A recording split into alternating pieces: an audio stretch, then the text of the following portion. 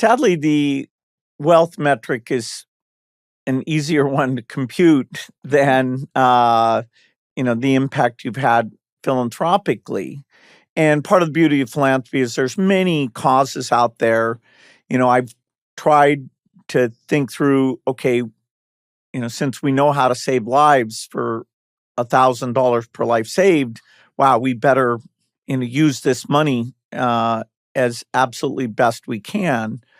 And I do think we're going to see a rise in philanthropy. I mean, these fortunes are almost illegitimate unless they are in a very smart way given back. If it's consumption, if it's dynasty, I don't think society should feel that good about it. And, I sat down with Bernie Sanders and he said, no, he would outlaw billionaires. I think that's a mistake. I think allowing in America, in particular, wild innovation, wild risk-taking is good. But then on the backside of that, there should be a strong expectation. And I think role models help a lot.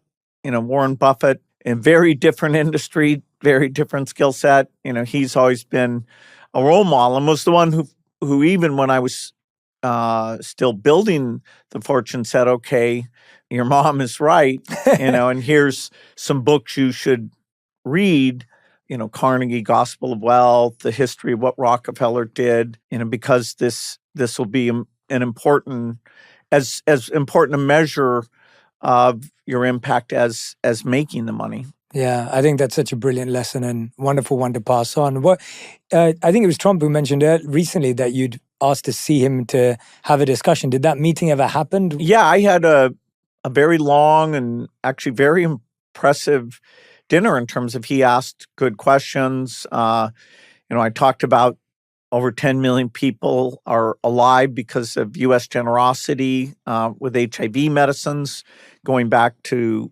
President Bush in 2003. And, I encouraged him to keep that as a priority and to accelerate innovation. There's an idea that you might be able to cure AIDS that we're working on, and he could help accelerate that. I talked about polio eradication and how his leadership and the U.S. government resources are very important there. And, I'm sure everybody's trying to meet with him. The fact he gave me that long period of time was actually pretty thoughtful in his questions. Somebody may come along later and tell him to cut that money, but I make the argument as best I can that, the moral purpose of the U.S. and how we're thought of and, the fact that a cure is on its way, that's worthwhile. So this administration is in charge and, trying to help them.